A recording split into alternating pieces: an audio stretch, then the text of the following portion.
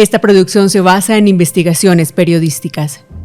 Todas las entrevistas y los testimonios son reales, aunque en algunos casos las voces fueron representadas por actores y las identidades de los protagonistas cambiadas por protección de las fuentes.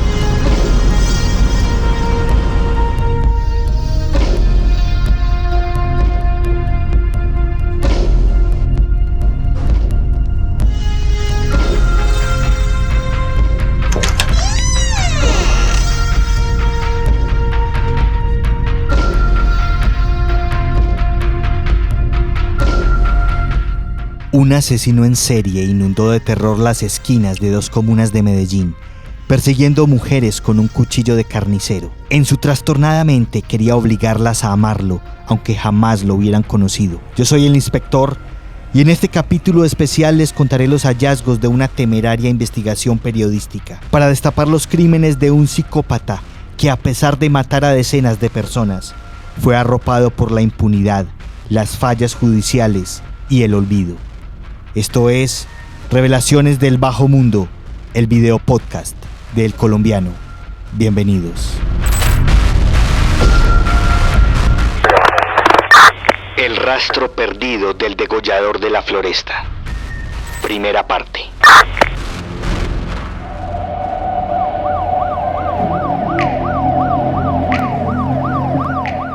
En la madrugada del 4 de noviembre de 1988, una escena de horror estremeció a los vecinos del barrio San Javier, en el occidente de Medellín, y quedó grabada para siempre en la memoria de un aterrado testigo.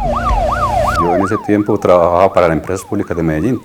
Salía a trabajar tipo 5 y 5:15 de la mañana.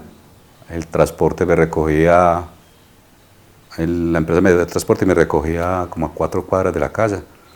Cuando estaba esperando, iba a llegar al sitio donde me recogía el vehículo, eso era la entrada como de una finca, que la llamábamos la finca de Papá Félix, que es donde estaba en este momento la puerta de agua. Ahí yo llegué a ese sitio y vi una persona en el piso. Era una mujer porque estaba pues por la vestimenta, era una mujer y estaba moviéndose el cuerpo. Yo pensé que era que tenía algún ataque o alguna cosa y me arrimé. Cuando me arrimé al cuerpo, lo vi sin cabeza y bañado pues el charco de sangre y el cuerpo moviéndose. Yo me asusté y salí de ahí. Yo no grité ni nada, sino que salí. Y en ese momento llegó el carro. Le dije al conductor, llévame a la oficina.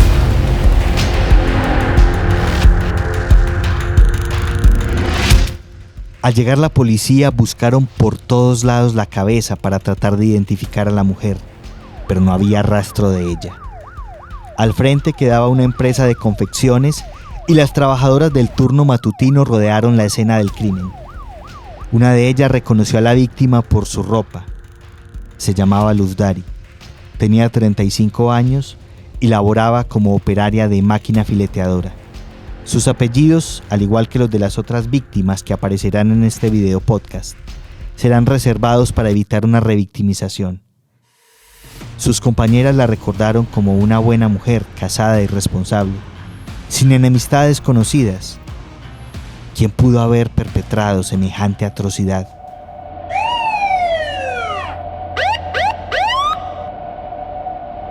Te llegué a la oficina y lo primero que hice fue llamar a la casa. Ese era el teléfono pues fijo. Llamé a la casa y les dije, porque yo tenía 7 hermanas, yo tengo 7 hermanas, mujeres. Yo, ojo, no salgan que vean que me pasó esto. Acabé de ver un cuerpo sin cabeza de una muchacha ahí en la entrada de la finca de Papá Félix. Y no vayan a salir, que está por ahí. Ya mató a esa muchacha. Y bueno, Hablé con el supervisor, el jefe mío, y él me dijo, no, como yo atendía público, no vayas, hermano, para la casa, que usted no está en condiciones de atender público. Correos, aquí 103. Una vendedora de periódicos que también presenció el hallazgo les dijo a los policías que el día anterior en esa misma esquina fue perseguida por un desconocido. Lo describió de esta manera según los apuntes de los agentes. Él era alto, bastante moreno, pero no negro del todo. Más bien delgado, de pelo crespo, con mucha mugre. Tenía una cachucha muy mugrosa y el pelo se le salía por los lados. Era barbado y sin bigote. Traía una camisa roja y un blue jean. Él me persiguió por una cuadra con una barbera como esas en las que se afeitaba la gente antiguamente. Dale, Señor, el descanso eterno. Que descanse en paz. Padre nuestro que estás en el cielo. Días después, durante la velación de Luz Dari en la funeraria El Tabor, una hermana observó a un hombre con esa misma apariencia en la acera del frente. Le llamó la atención el contraste entre su tez oscura y sus ojos claros, que parecían despedir un fulgor verde. Sonreía de manera burlona y la miraba fijamente, mientras sostenía una bolsa negra con la mano derecha. ¿Qué podía contener esa bolsa?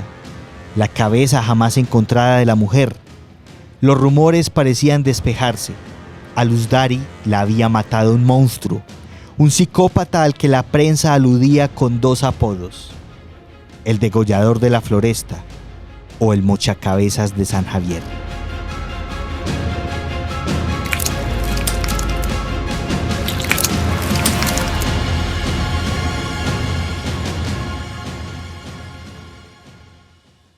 Queridos oyentes, esta macabra historia permaneció 4 décadas enterrada en una bodega de expedientes de la rama judicial, al punto de que hoy muy pocas personas recuerdan que en Medellín existió un asesino en serie que mató a decenas de mujeres. Su rastro estaba desaparecido de la memoria colectiva, oculto entre las atrocidades que produjo la violencia del narcotráfico en esta ciudad en los años 80. A principios de 2024 comencé a recolectar historias para la tercera temporada de Revelaciones del Bajo Mundo.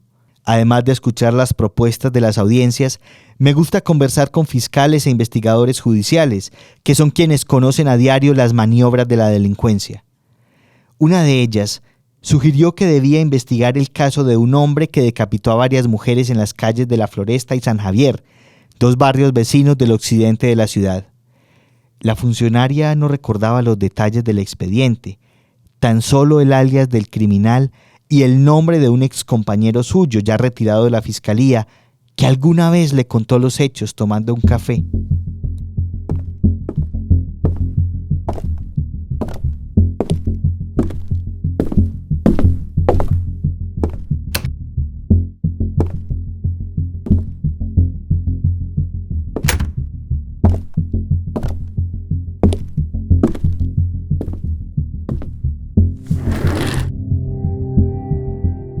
La primera búsqueda fue en el archivo histórico del periódico El Colombiano.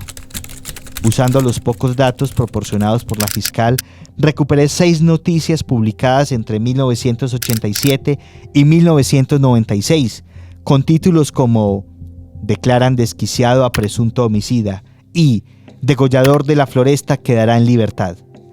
Los reportajes no incluían fotografías, pero mis colegas del pasado aportaron el nombre del criminal: José Aníbal Palacio Pavón. Con esa identidad, gracias a una fuente en la policía judicial, conseguí el número de cédula y comencé un rastreo en las instituciones del Estado, tratando de saber qué había pasado con este personaje. Fue aquí donde me estrellé contra los primeros obstáculos. Los crímenes del mochacabezas de San Javier fueron asumidos en su momento por entidades que ya no existen en Colombia, como el Departamento de Orden y Control Ciudadano DOC, el Grupo F2 de la Policía, el Departamento de Estudios Criminológicos de CIPOL, los Juzgados de Instrucción Criminal y la Dirección Nacional de Prisiones. Al consultar a las instituciones equivalentes en la actualidad, me di cuenta que muy pocos archivos oficiales que datan del siglo XX están digitalizados. La mayoría son arrumes de papel desgastado, guardados en cajas de cartón, olvidados en bodegas de contratistas. ¿Cuántos expedientes no habrán sido devorados por los hongos y polillas? En los casos que jamás se resolvieron, el deterioro físico de los archivos es otra forma de impunidad. El Instituto Penitenciario y Carcelario INPEC solo tenía archivos digitales desde el año 2008 en adelante. La Policía de Medellín solo conserva información a partir del 2000. El periódico El Espacio, que en su momento le dio amplio despliegue a la historia, salió de circulación en 2013. En un punto de la investigación me sentí frustrado, porque solo encontraba caminos sin salida. Sin embargo, recurrí a algunos periodistas veteranos de la radio que rememoraron fragmentos de una historia que en su momento los sacudió. Esto contaron dos de ellos. Más o menos desde 1988 se empezaron a registrar una serie de crímenes de mujeres en el occidente de la ciudad, muy especialmente enfocado en los barrios obreros de La Floresta, San Javier y Calasanz. Y era un completo misterio lo que ocurría, aparecían mujeres degolladas y nadie decía nada, no se sabía nada, pero eso fue creando un temor urbano terrible, sobre todo en esa zona de Medellín y para las niñas que eran trabajadoras de la confección. Primero empezamos a reseñar la situación de que en el barrio San Javier había alguien con un cuchillo, creo que todavía no lo habían bautizado como posteriormente se dio a conocer, que estaba matando, estaba agrediendo y que era despiadado, pero básicamente con varias mujeres que se fueron encontrando desmembradas, con cortes certeros en la cabeza, y empezó a crecer la noticia. Cuando yo ingreso a Caracol no tengo muy claro si ya la noticia, digamos, venía como una bola de nieve, pero lo que sí tengo claro es que al nosotros empezar a reseñar y semanalmente denunciar uno o dos casos, la situación estaba cogiendo mucha fuerza, mucho interés por parte de los periódicos, en esa época, por supuesto, El Colombiano, El Mundo, y la realidad es que a mí me llega a recepción de Caracol, ahí cerca de la Pilarica, me llega una persona a buscar el periodista que está manejando orden público. Me llama la recepcionista, yo bajo, veo una nena de estatura promedio, muy tapada, con una pañoleta y con una bufanda. Y me dijo: señor, usted es el periodista que está trabajando en la noticia del señor degollador, de esa persona que está matando y agrediendo mujeres en el barrio San Javier. Le dije: sí, señorita, yo tengo el caso. Me dijo: mire, y ella muy lentamente, llorando, se destapa su cuello y me muestra una herida de esquina a esquina y me dice: mire, yo fui víctima de él, yo me salvé porque yo corrí, porque yo forcejeé. En la búsqueda de los nombres, direcciones y fechas exactas, toqué la puerta del Tribunal Superior de Medellín, donde me informaron que sus carpetas antiguas fueron distribuidas a las colecciones históricas de bibliotecas de varias universidades, a las cuales acudí sin éxito. Uno de los reportajes del Colombiano mencionaba algunos juzgados, así que me fui a indagar al Palacio de Justicia. En el juzgado 15 penal del circuito, los empleados me suministraron el número del expediente, un dato necesario para solicitarle a la judicatura que desarchivara los documentos del caso. Aunque eso no fue lo más interesante de la visita. Uno de los auxiliares relató: aquí estuvo el degollador una vez. Yo me acuerdo que vino con la hermana y esa mujer le decía al juez que tenían que internarlo, tenían que meterlo a un manicomio porque la mujer decía que él decía que escuchaba voces, que tenías que volver a matar. Ese tipo era muy raro. Ese tipo no era capaz de sostener la mirada, era como oído. Me acuerdo pues que lo tenían ahí sentado en una silla y y como que no se movía. Menos mal el juez pues logró pues conseguirles la cita allá en el Hospital Mental de Antioquia. Eso fue como en el 2016, 2017. No, eso fue una cosa impresionante. Llamé al hospital mental y allí confirmaron que José Aníbal Palacio Pavón asistió a terapias hasta el 2020. En el instituto carcelario no figuraba en la nómina de presos, por lo que si estaba vivo, el degollador tenía que estar en libertad. ¿Pero dónde?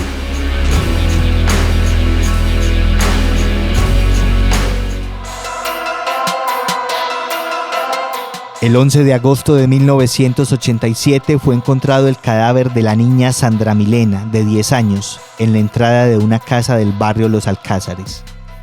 Los policías que llegaron al sitio constataron que le habían cortado el cuello y le propinaron múltiples puñaladas en el pecho.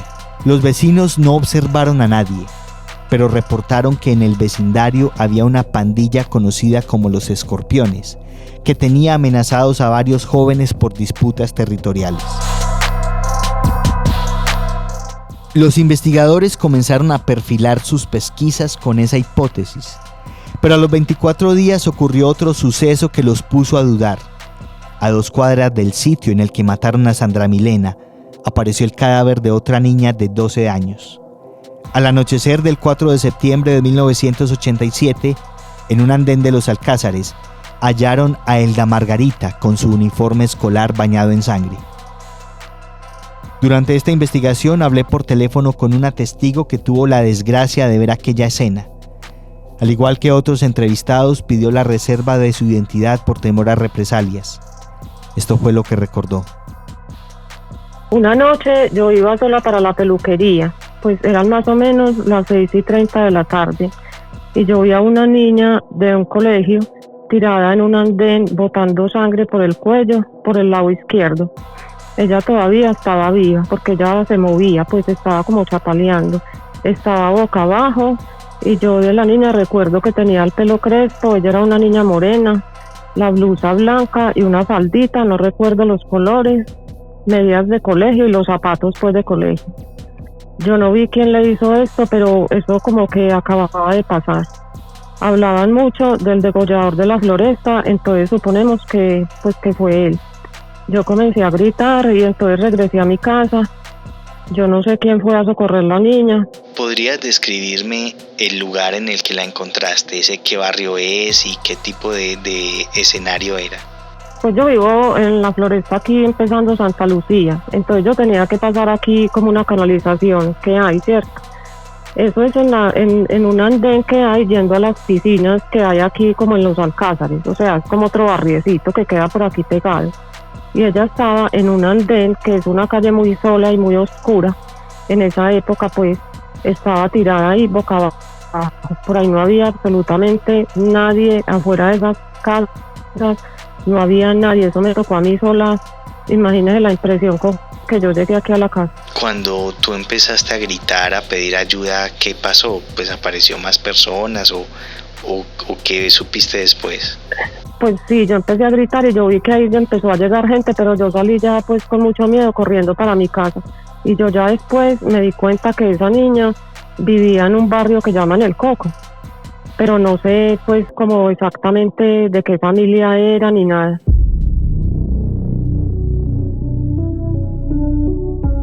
Las heridas de la niña eran similares al caso anterior. La degollaron con cortes laterales y le clavaron la punta del cuchillo entre los senos.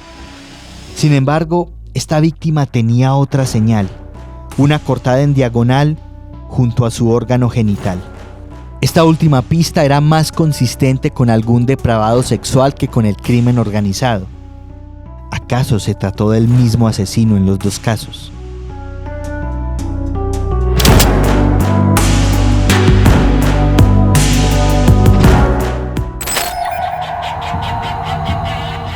Yo soy el inspector y estamos presentando la tercera temporada de Revelaciones del Bajo Mundo, el podcast de El Colombiano.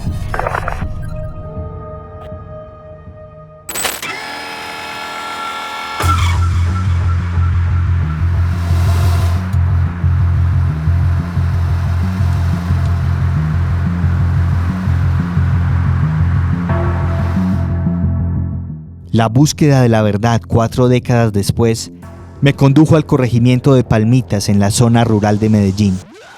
Allí, en una finca alejada del bullicio de la ciudad, vive uno de los antiguos fiscales que persiguieron al degollador de la Floresta. Su nombre es Fabián Lisandro Restrepo, y aunque ya no trabaja en la fiscalía, no ha podido olvidar al criminal.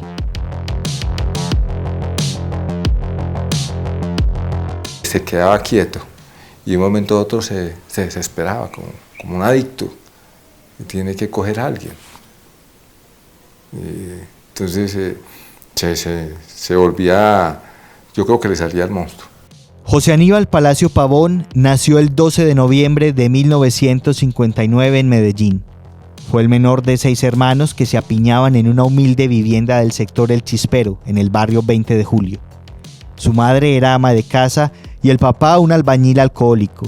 José Aníbal creció en un ambiente de suma pobreza y necesidades, pero también de violencia doméstica, pues a diario había peleas entre sus padres y hermanos. Estudió hasta 4º bachillerato en el colegio Samuel Barrientos Restrepo y se retiró sin terminar los estudios. Según él, a temprana edad empezó a sufrir migrañas y dificultad para memorizar los conceptos, por lo cual fallaba en los exámenes y le cogió presa al estudio. Siguiendo el ejemplo de su padre y hermanos mayores, buscó trabajo como obrero, empacador, albañil y bulteador. Él era cotero en la minorista. Y a eso era que él se dedicaba. Entonces, por obvias razones, tenía un físico muy desarrollado, ¿cierto? Entonces, imagínese la fuerza que podía tener, desarrollar bajando bultos. Su historial de afiliaciones a la Seguridad Social indica que tuvo trabajos esporádicos entre 1980 y 1988, laborando en empresas como Del Maíz, Codiscos, Grasas Vegetales S.A. y Productos Terrígeno. Los contratos solían ser temporales, por menos de 9 meses.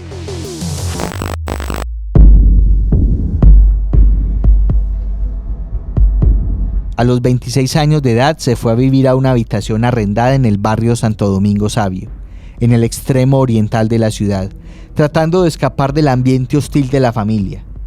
Y fue allí donde ocurrió el primer hecho que lo llevó a la cárcel por primera vez en su vida. El 17 de julio de 1986, José Aníbal sorprendió a una colegial en un callejón. Forcejearon y luego rodaron por unos escalones de concreto. La joven terminó con la boca reventada. La algarabía alertó a los vecinos y llamaron a la policía, que lo detuvo de manera preventiva. La comunidad dijo que había tratado de violar a la muchacha. El sospechoso estuvo 3 días en la cárcel de Bellavista a la espera de que un juzgado de instrucción criminal resolviera su situación. En el interrogatorio dijo que solo pretendía asustar a la joven porque él la había mirado y sintió que ella lo despreció. Lo insólito es que la afectada, al parecer presionada por sus padres, fue quien insistió en que Palacio no la había violado. A la familia le preocupaba la reputación de la adolescente y la obligaron a declarar que su honra seguía intacta. Sin mayores evidencias para mantenerlo preso, el juzgado ordenó su libertad.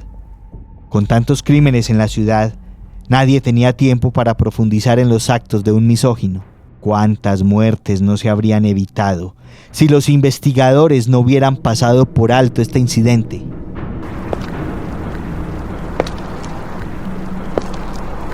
El 10 de mayo de 1988, en la calle 92 con la carrera 43 del barrio La América, una señora caminaba hacia la casa de una vecina para pedirle el teléfono prestado.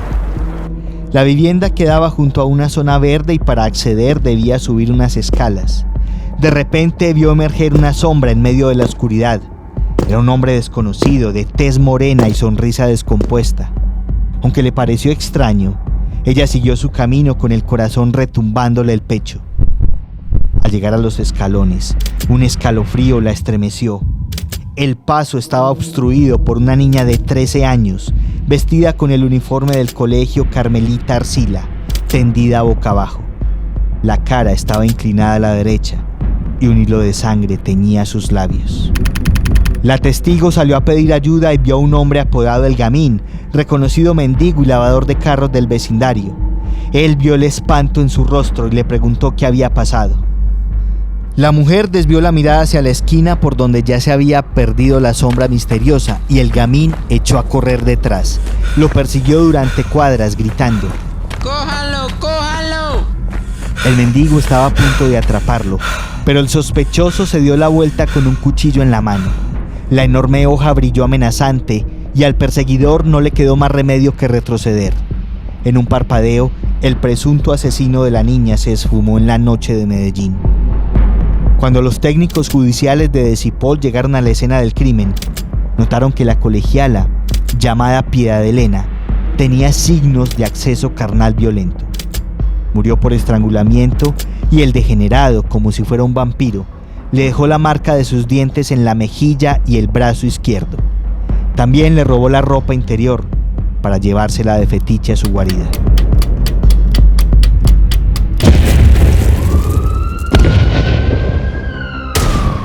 La cantidad de dinamita aún se desconoce porque el número de muertos y heridos ha concentrado la acción de las autoridades. Una de las cosas que más me sorprende de esta historia es que parece perdida en la memoria de los medellinenses. Una posible razón es la oleada de crímenes que sucedió a finales de los años 80, cuando no existían las redes sociales que hoy viralizan las noticias. La ciudad padecía por las guerras de milicias urbanas y pandillas barriales y despertaba un nuevo tipo de violencia, la del cartel de Medellín y la maquinaria criminal del narcotráfico. La sociedad estaba concentrada en la sangre que derramaban los capos y sicarios, no en el rastro de un misógino asesino. Los vacíos que quedaban en la investigación comenzaron a esclarecerse en agosto de 2024, cuando luego de 6 meses y múltiples cartas, llamadas y solicitudes a funcionarios, la Fiscalía por fin autorizó el desarchivo de varios de los expedientes que conformaron el caso, dándome acceso a los documentos de los antiguos juzgados de instrucción criminal. Las carpetas con los papeles estaban en poder de una firma contratista, encargada de la custodia de los expedientes antiguos, y fueron transferidos al archivo central de la Dirección Seccional de Fiscalías de Medellín.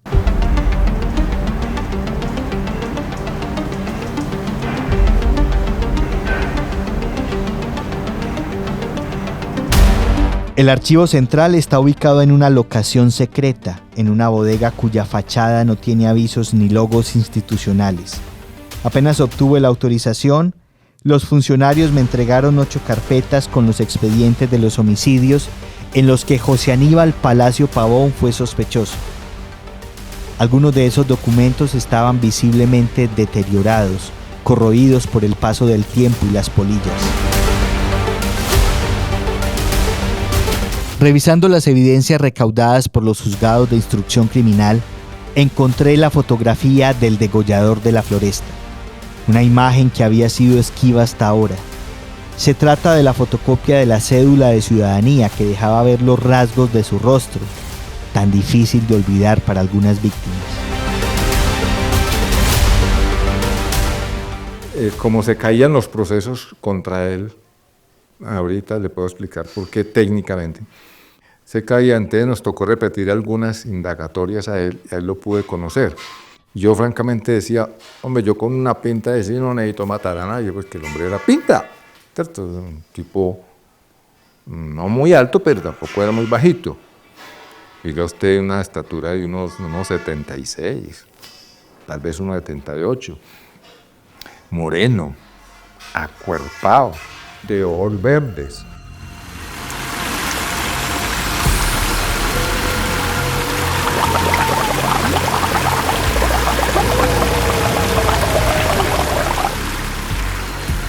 En los expedientes había fragmentos de la historia clínica y transcripciones de los interrogatorios que ayudan a comprender el origen del odio de Palacio Pavón hacia las mujeres. Cuando apenas tenía 12 años, su madre trató de ahogarlo en un río porque sacó malas calificaciones en el colegio. La escena se repitió varias veces.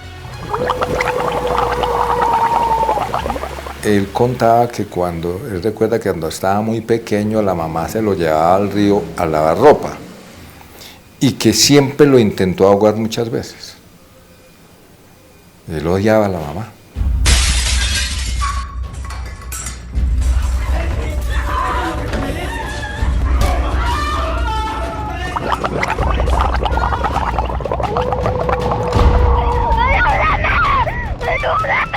El ambiente familiar era muy pesado, forjando en ese hombre un profundo complejo de inferioridad. Además del maltrato de la madre, estaba el alcoholismo del papá, la pobreza del hogar y la drogadicción y violencia que sus hermanos varones ejercían. Uno estuvo preso en las cárceles de Bellavista y La Gorgona, acusado de varios hurtos, y el otro estuvo 6 meses detenido bajo sospecha de violación a un menor de edad y un asesinato en el barrio 20 de Julio. Esto dijo el degollador en uno de los interrogatorios realizado el 21 de marzo de 1989 en el Juzgado 33 de Instrucción Criminal de Medellín. La voz es dramatizada. Vea, yo sé que tengo una enfermedad mental que me produce rencor hacia el mundo. A mí me ofusca la gente, le tengo odio porque desde niño mis papás me trataron muy mal. Cuando yo veo a una mujer desconocida y ella no me mira o sigue de largo, siento que no me quiere. Entonces yo la sigo para tratar de que me quiera, de que me dé un amor especial.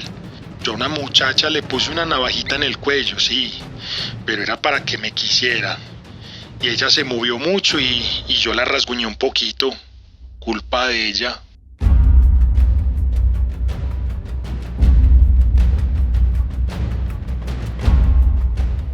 En 1986, a los 27 años de edad, comenzó el tratamiento psiquiátrico en el Hospital Mental de Antioquia, agobiado por una severa depresión. En principio le recetaron el antidepresivo triptanol y el sedante Largactil para controlar sus episodios de angustia y agresividad. Luego le recetaron Sinogan, un fármaco antipsicótico para regular sus estados de paranoia. En una consulta psicológica con un especialista del Hospital Mental de Antioquia, el 6 de octubre de 1986, Palacio Pavón confesó lo siguiente. Vea, yo agarro a las mujeres del cuello y después de privarlas o cuando están muertas, me satisfago sexualmente. Ayer cogí a 2. Una la cogí por Calasanz y la otra por San Javier. Eran de 23 y 12 años. Yo he cogido por lo menos a 20. A pesar de ellas, al verlas inconscientes, yo trato de penetrarlas, pero no consigo ninguna erección. Me gusta humillarlas y ofenderlas. Si no lo hago, yo me siento aburrido y triste. Pero si lo hago, luego me da remordimiento. ¿Sí me entiende? Cuando no encuentro mujeres, puede ser con niños o con pelados. A los 20 años, yo tuve una relación sexual con un hombre de 14 años. Cuando él estaba ahí todo inconsciente. Fue por aquella época que decidió irse de la casa a vivir en un cuarto arrendado en el barrio Santo Domingo Sabio, buscando la calma mental. Su estadía lejos del tormentoso hogar duró poco, debido al incidente con la colegiala por el que estuvo 3 días tras las rejas, señalado de un intento de violación. Los vecinos le tomaron rencor, así que tuvo que huir. A su regreso a la casa familiar, pidió permiso a sus padres para construir su propia habitación en el solar. Su idea era aislarse de las peleas diarias y tener un rincón con una entrada independiente que le permitiera evitar la vivienda principal y el bullying de sus familiares. Construyó un rancho de tabla con piso de tierra e instaló un pequeño altar para buscar la paz en la religiosidad. A pesar de ser un bautizado católico, comenzó a llenarlo con imágenes de otros cultos, como el budismo y la brujería.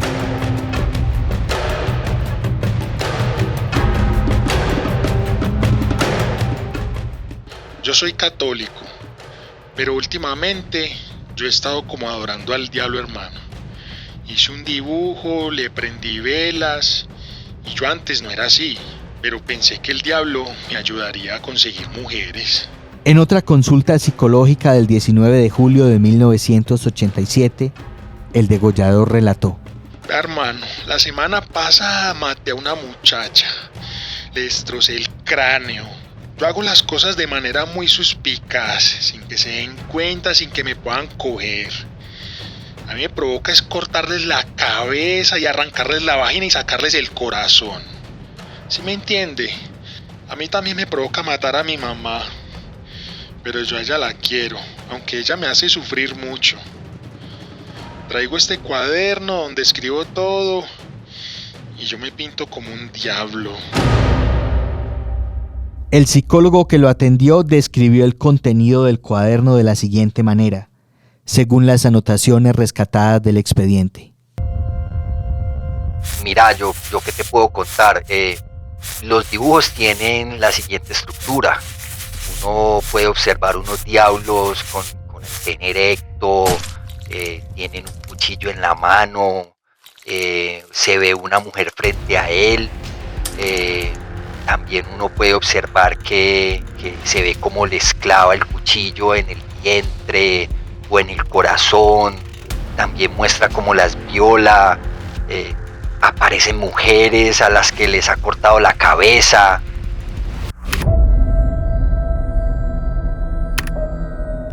En las paredes de su guarida, Palacio Pavón pegó recortes de periódico para sellar los orificios de la caseta. A medida que su lista de víctimas fue aumentando, en estos retazos de prensa aparecían las noticias de las mujeres que atacaba. Y según la memoria de quienes no olvidan aquellos días, fueron muchas. Habían muchas víctimas en todos estos barrios aledaños, Floresta, Santa Lucía, en San Javier, muchas víctimas, mujeres todas, que habían sido degolladas y que las mataba pues y no aparecía la cabeza. Él se llevaba mucho las cabezas.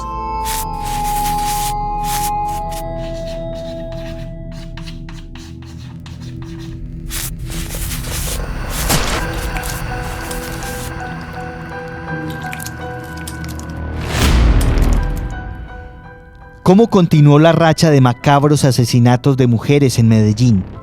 ¿Qué pistas llevaron a los investigadores a la guarida del psicópata? ¿Qué final tuvo el historial de crímenes de Palacio Pavón? Para saberlo, no se pierdan el próximo capítulo con la segunda parte de esta historia, el rastro perdido del degollador de la Floresta. Recuerden escucharnos en www.elcolombiano.com/podcast y www.cubomedellin.com. También en las plataformas de Spotify, Spreaker, Apple Podcast, Amazon Music, Deezer, YouTube y Google Podcast. Suscríbanse y activen las notificaciones para no perderse ningún episodio. Se despide de ustedes el inspector, invitándolos a conectarse de nuevo con Revelaciones del Bajo Mundo, el podcast de El Colombiano.